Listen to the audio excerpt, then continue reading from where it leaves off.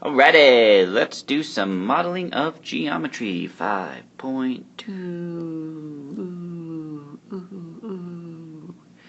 Alright, so the first ones are just that basic trig. Okay, we did our quizette on that, and the thing to remember is that SOHCAHTOA, right? SOHCAHTOA. So, the sine of an angle, and they use theta as an angle often, is equal to that opposite side over the hypotenuse. Right? The cosine of theta is equal to the adjacent side over the hypotenuse. And the tangent of theta is equal to opposite over adjacent. Okay? And then you got to remember we're looking at a right triangle, and so across from the right angle is always the hypotenuse. The adjacent and the opposite, it depends on where you're at. Okay, so if I'm looking at this angle right here, this would be opposite, and this would be adjacent. But if I'm looking with my angle right here, then this side would be the adjacent, and this would be the opposite. Okay, so it just switches back and forth. So just to look at one, let's take a look at number 1. So sine of p. So P, that's our reference angle, and it looks like it is for all of them. So find my hypotenuse, find my adjacent, find my opposite. So for the sine is the opposite over hypotenuse, so 24 over 26, which we can reduce that, right? If we divide them by 2, it would be 12 over 13. Okay, then cosine of P.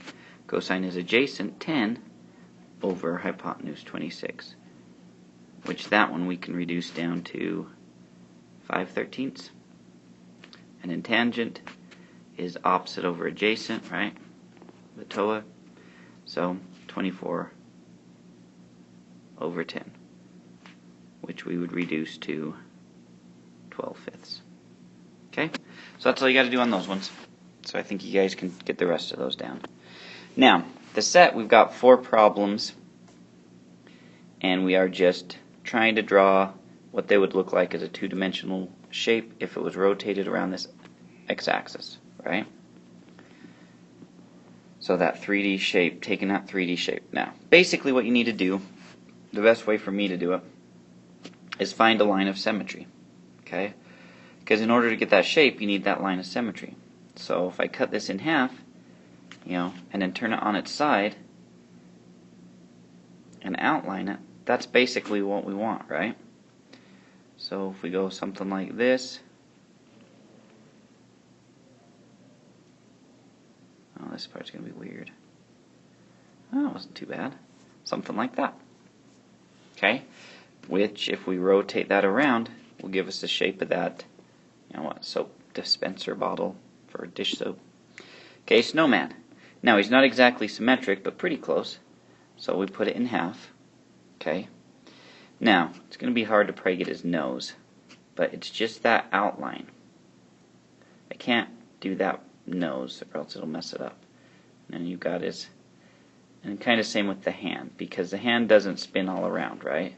So we'd probably want to forget about the hand and the nose, and just trace that basic shape, like that. So I make my snowman bottom, snowman middle, snowman head, and then some sort of hat, something like that.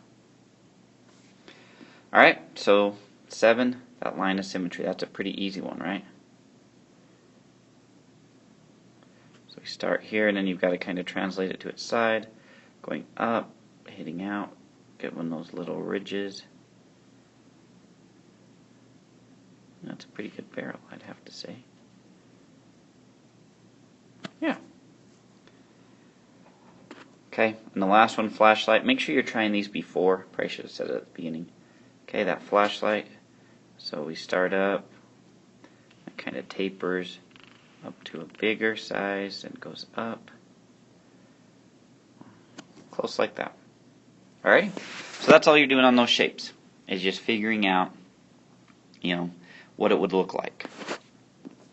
Now, on 9 and 10, you're trying to just see what the shape would be and then get an idea of what it might look like. Okay, so let's take a look at number 9. Name something in your house that would be shaped like the solid of revolution formed if the figure on the right were rotated about the x-axis. So we're going to take that and rotate it around, right? Okay. And same with that side. So, looks like some sort of cylinder. Okay. To me, it looks like the toilet paper roll leftover piece, you know, because it's sideways, but any sort of cylinder that you've got in your house. There's something. Okay, number 10. Name something in the world that, well, something in the world. Wow, that's pretty intense. That would be shaped like the solid of revolution formed if the figure on the right were rotated about the y-axis.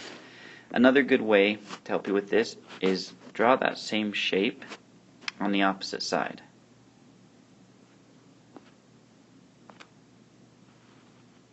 Okay, and then just think, so I'm rotating that around like that, so all of these pieces are being rotated around. Okay, so something like that, to me, looks kind of more like an hourglass.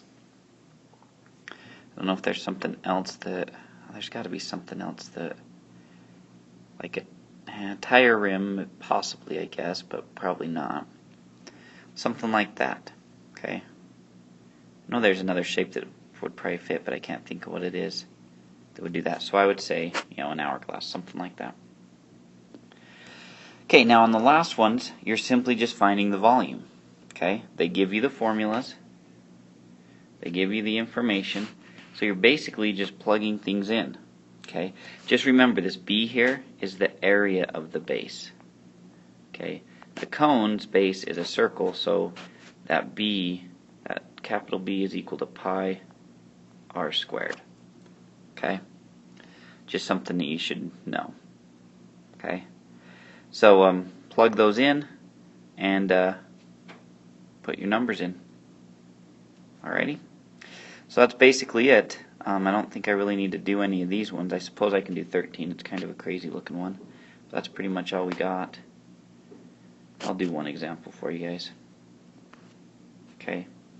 So we've got our volume equals 1/3 times the length squared times the height, because it's a square pyramid.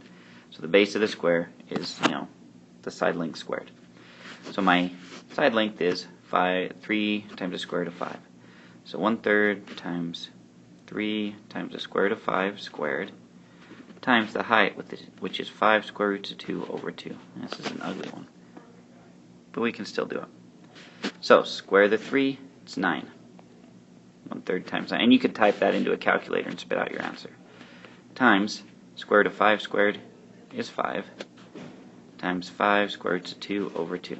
Now, first thing I'd do is say 9 is really like 3 times 3, right? So 3's are canceled. 1 times 3 times 5 is 15. Times 5 square roots of 2 over 2. Make that a fraction. Multiply across. So we get over 2. 15 times 5 is going to give us some number. I don't have my calculator with me right now, so 5, 2, 5, 7. So 75 square roots of 2 over 2. Which, if you type that into a calculator, let me grab one.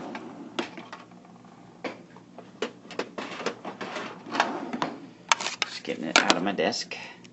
So 75 times the square root of 2 divided by 2 gives us about 53.033. And that would be meters cubed, because we're talking about volume, right? So there we go. It's basically it. You just plug the numbers in and solve it out. So make sure you guys finish those problems we didn't do, and we'll go from there.